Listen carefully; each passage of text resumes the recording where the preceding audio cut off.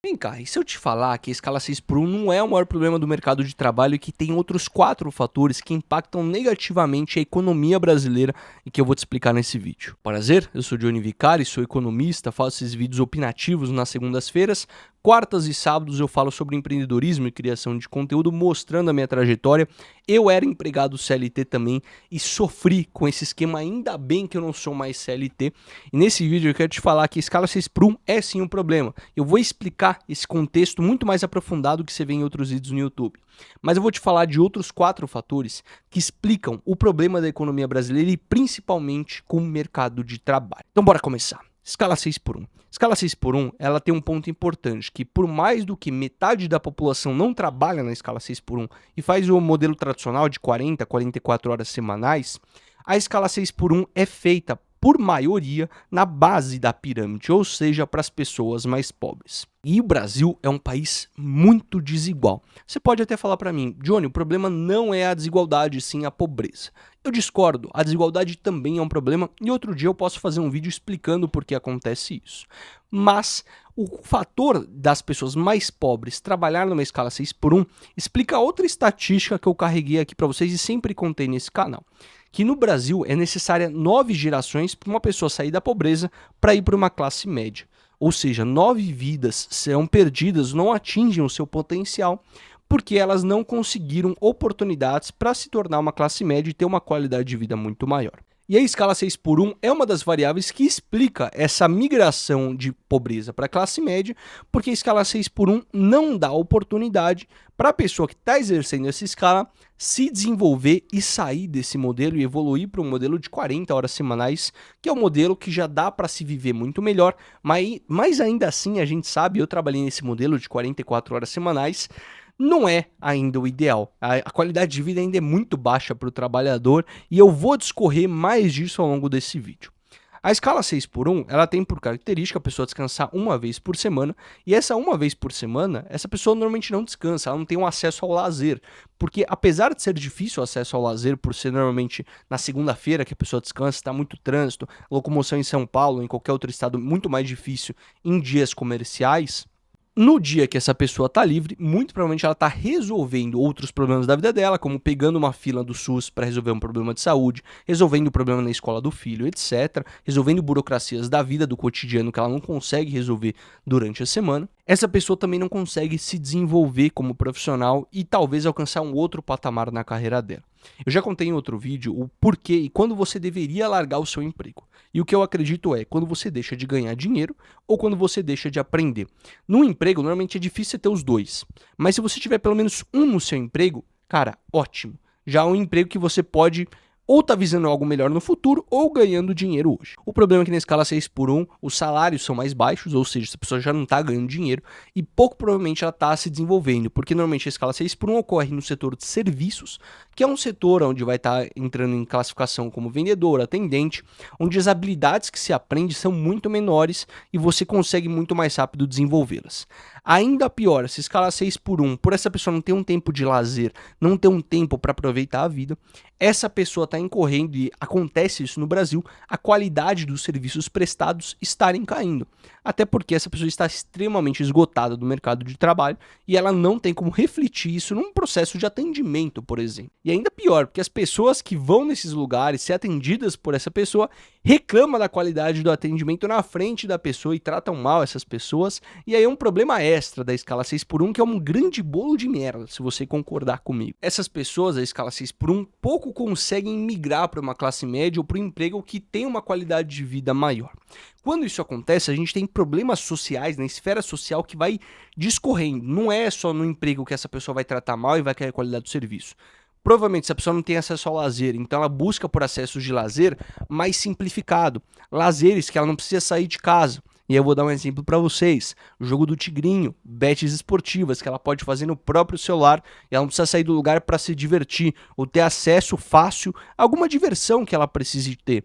Então já tem que a maioria das pessoas que jogam em tigrinho são pessoas de classes sociais menores, que buscam acesso a algum tipo de lazer que não tem dentro da sua casa ou na sua comunidade. E aí entra um problema mais grave, porque se a pessoa está num hobby que ela perde dinheiro e que é algo viciante, que ela vai se endividar para ganhar mais dinheiro, e já por ela não ganhar muito dinheiro, já provavelmente ser uma pessoa endividada, ela vai recorrer a juros bancários. E aí a gente entra numa outra camada dessa análise, que são os bancos no Brasil que vão cobrar taxas abusivas por empréstimos, e aí a pessoa vai cair naquele rolo de merda, onde ela já não ganha dinheiro, tá viciado em alguma coisa que perde dinheiro, entra em dívida, os juros são muito abusivos, a gente consegue ver os bancos se aproveitando. Não é à toa que no Brasil é um dos lugares que tem uma maior margem bancária, uma maior margem de lucro pela parte dos bancos. E aí a gente começa a ter vários problemas que vão decorrendo disso. Pessoas endividadas, o que elas vão fazer?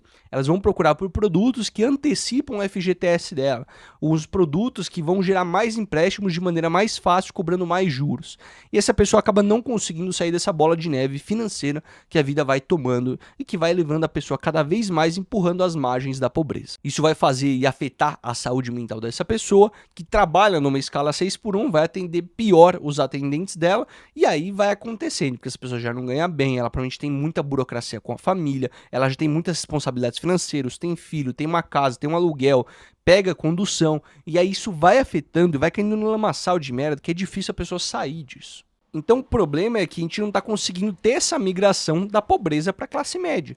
Porque é quase impossível uma pessoa sair desse bolo, essa bola de neve que é construída a vida financeira da pessoa, ganhando R$ 1.200 por mês, um salário mínimo.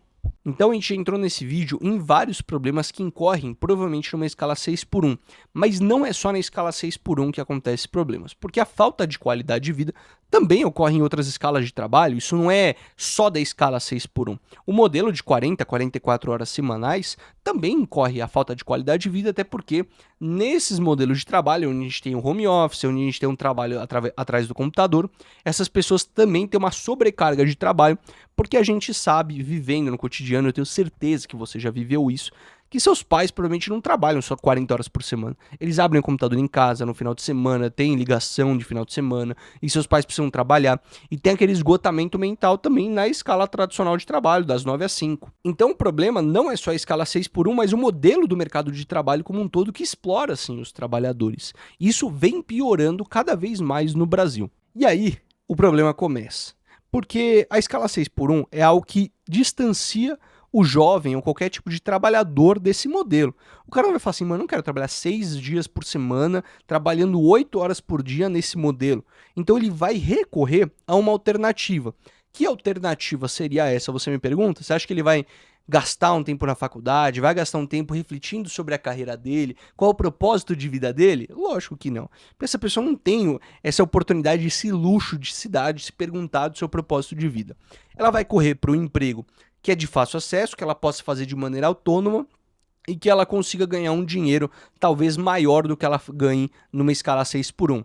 E aí que ela recorre para pejotização, ela vira Uber, vira entregador de iFood, vira entregador, motoboy, que vai entregar ali comida, vai entregar encomenda dentro de uma moto e vai colocando mais fatores de insegurança no seu trabalho. Porque ainda na escala 6x1, a gente tem uma grande parcela, e aí a gente tem que entrar nesse debate também que é muito extenso, e eu só quero mostrar a complexidade do tema para vocês.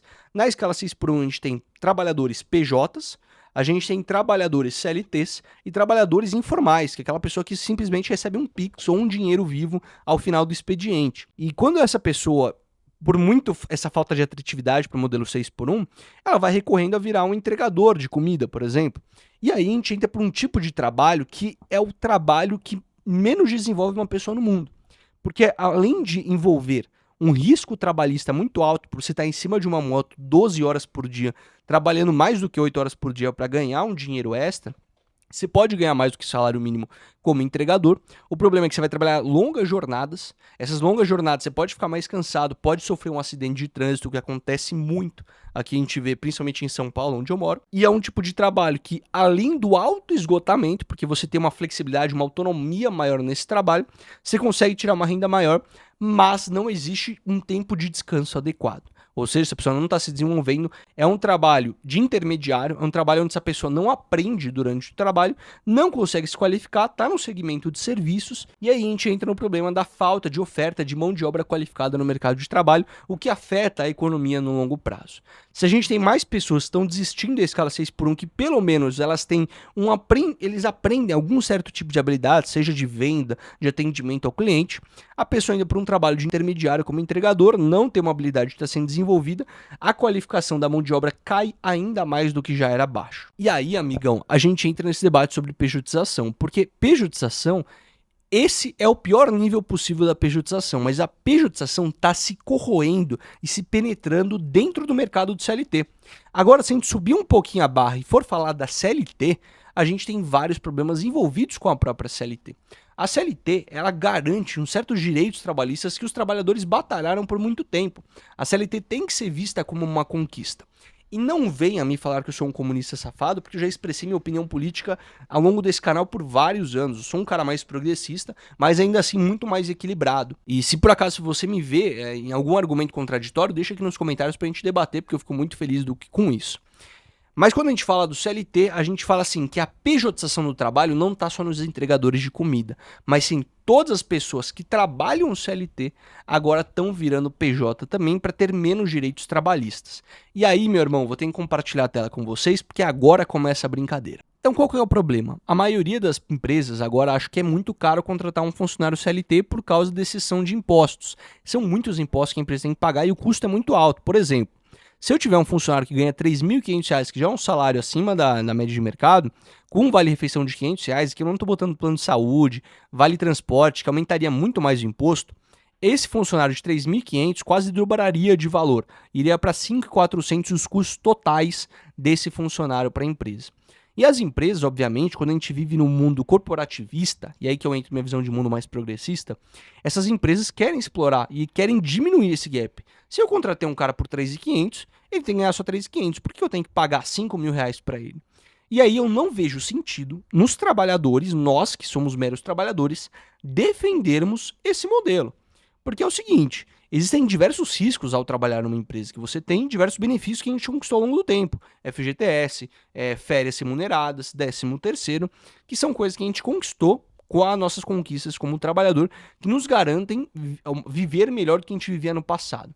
E aí que a gente entra no grande problema, que é, muitas empresas estão contratando o funcionário como pessoa jurídica, mas fazendo com que ele trabalhe CLT. Não tem problema nenhum você ser PJ, quando você é um prestador de serviço, como é o caso dos entregadores. Muitos defendem que os entregadores deveriam ser contratados CLT também. E esse é outro debate que a gente poderia falar depois especificadamente para os entregadores. Mas o problema é, isso já aconteceu comigo. Eu era vendedor de uma empresa e eu era contratado CLT. Uma outra empresa chegou para mim e falou assim, ó, Johnny, tá aqui, eu te pago bem mais, mas você vai ser contratado PJ. Qual que é o problema disso? E eu na hora aceitei, porque eu não conhecia muito sobre o mercado de trabalho até aquele momento. Mas quando você é PJ, você não tem acesso ao FGTS, você não tem sua carteira assinada, você não vai ter acesso à aposentadoria, que é questionável, porque a gente nem vai se aposentar, a minha idade, pelo menos, a gente mal vai se aposentar, o governo já vai estar totalmente quebrado. A gente tem 13º, que são alguns benefícios, férias previstas por lei, enquanto PJ não. PJ você não tem nenhum direito trabalhista, mas você tem menos desconto e folha. Será que isso é verdade? Vamos lá. Peguei aqui uma calculadora e aí eu peguei aqueles mesmos R$ 3.500 da empresa lá que eu cotei para R$ 500 de vale alimentação. É claro que tem outros benefícios quando você é CLT. Se eu ganhasse R$ 3.500 como CLT, como pessoa jurídica, eu ganharia mais como CLT do que PJ. Por quê? Porque eu tenho esses benefícios para contabilizar. FGTS, plano de saúde, vale alimentação, vale transporte, férias remuneradas. Então, uma pessoa que ganha 3.500 como CLT versus uma pessoa PJ que ganha 3.500, é melhor você ser CLT, porque CLT você vai ganhar mais dinheiro. Então, sua remuneração total vai ser 491, enquanto um PJ vai ser 3.604. Tá vendo essa distinção? Aonde está a sacada? As empresas perceberam isso, e quando a gente descobriram que a gente estava sendo extremamente explorado, e falou assim, vão aumentar o contrato do PJ. E é aqui que as empresas descobriram o segredo do mercado de trabalho. Elas chegaram e falaram assim, por que eu não ofereço para esse cara R$ 4.500, ele vai ganhar 300, 400 reais a mais do que ele ganha no regime CLT, mas eu contrato ele como um prestador de serviço. E ele vai ganhar mais do que ele ganha aqui, de 3.600, e eu não pagaria R$ 1.000 de impostos adicionais. O meu custo total por funcionário seria 4.500, enquanto se eu tivesse ele pagando 3.500 no regime CLT, ele estaria ganhando 5.477. Então a empresa falou assim, achei um jeito para economizar R$ 1.000 de imposto por funcionário. E aí isso para a empresa é maravilhoso. E para o funcionário é maravilhoso também? A priori você vai olhar para mim e falar assim, lógico que é, o cara está ganhando mais dinheiro líquido, mas a gente tem que prestar em conta vários fatores que a gente não pegou nesse jogo. Primeiro, complexidade de pagar imposto. O cara vai ter que criar um MEI, abrir um MEI, vai ter que pagar imposto todo mês, pagar um DAS, fazer o imposto de renda dele que é um pouco mais complexo, vai ter custos ali, onerações muito maiores, tirando que essa pessoa não vai ter um FGTS, não vai ter um 13º previsto por lei. Essa pessoa, quando for desligada do trabalho e as chances dela ser desligada como PJ são maiores porque a empresa não tem custo de desligamento, essa pessoa não vai receber rescisão. E aí vai caindo em vários problemas que a segurança trabalhista dessa pessoa vai caindo por terra. Então o que está acontecendo é as empresas descobriram isso e só querem contratar funcionário PJ. E eu acho que é um dos maiores absurdos. Eu só aceitaria uma vaga PJ que me pagasse 70% do que eu ganhava mais como CLT. Um aumento absurdo e muito considerável. Só que ainda assim eu ficaria com o pé atrás. Por quê? Eu vou deixar esse link na descrição, que é um artigo do Jus Brasil mesmo, que é uma página aqui conceituada, né, um órgão de jurisdição. E aqui eles falam que é uma fraude você contratar um funcionário como PJ para prestar o mesmo serviço que ele faria como CLT. Isso porque tem na CLT mesmo, ela tem 5 características que definem o que é um CLT. Não vou entrar em detalhe, mas aqui ó, é a pessoalidade, subordinação, habitualidade e onerosidade. Ou seja, eu vou resumir muito bem para vocês aqui. Se você for um funcionário PJ trabalhando como CLT, a empresa não pode te obrigar à subordinação, então a você ter uma hierarquia e um chefe direto. Você não precisa cumprir reuniões, vamos supor que você tem uma reunião todo dia às 9 da manhã. A empresa não pode cobrir isso de você, ela não pode pedir isso de você, mas muitas podem. Então, caso isso aconteça com você, você pode ter uma ação trabalhista em cima dessa empresa, porque você ter essas características de ter uma reunião marcada todos os dias no mesmo horário, você ter acesso a uma hierarquia e ter como comprovar isso, você pode colocar um processo trabalhista em cima da sua empresa, assumindo o vínculo empregatício. Eles teriam que te contratar como CLT ou te pagar um ressarcimento, uma multa, porque eles te fizeram uma maneira errada de contratação. E aí que entra, porque você como funcionário hoje não pode processar uma empresa. Poder você até pode, você tem acesso, mas você fica mal visto no mercado, no seu CPF vai ficar o acesso que você processou uma empresa por direitos trabalhistas, e as empresas veem mal isso com as pessoas, e aí, cara, incorre no mar de merda muito grande, porque não tem o que você fazer. E aí que a gente entra no grande problema. Por quê? Porque as empresas estão oferecendo cada vez mais vagas PJs, explorando cada vez mais os trabalhadores, garantindo menos direitos trabalhistas, para aumentar a margem de lucro das empresas. Você como trabalhador perde seus direitos, e se um dia você quiser processar aí na justiça cobrando os seus direitos, você vai ser mal visto no mercado e vai ter menos oportunidades no mercado de trabalho. Ou seja, todos os trabalhadores, desde quem faz escala 6x1 até aquela pessoa que trabalha no regime PJ, está sendo amplamente explorada pelo mercado de trabalho. E esse vídeo ele só abre portas para o quão complexa essa discussão é. Eu mostrei para vocês aqui diversos problemas do mercado de trabalho que estão acontecendo no Brasil nesse exato momento e que isso está engasgando a economia brasileira e deixando os trabalhadores cada vez mais se qualificarem. A gente poderia falar de quanto o mercado de trabalho brasileiro está desenvolvido na parte de serviços e que a gente não consegue evoluir na nossa economia porque a gente não está qualificando mão de obra para partes mais inteligentes, de inteligência artificial, industrial, que o Brasil não está conseguindo ter capacidade para ofertar esse tipo de mão de obra. É um debate muito longo e muito extenso e que dificilmente os políticos de nossa geração conseguirá resolver. Caso você gostou desse modelo de análise mais aprofundadas que abrem discussão para vários tópicos na internet, eu também fiz um do jogo do Tigrinho, que eu explico muito mais aprofundadamente o problema disso na escala global e na escala brasileira. Então, caso você queira assistir, tá passando na tela, tem aqui esse link, é só clicar e esse vídeo já vai aparecer para você. Fechou? Espero que tenha gostado, um forte abraço e até mais.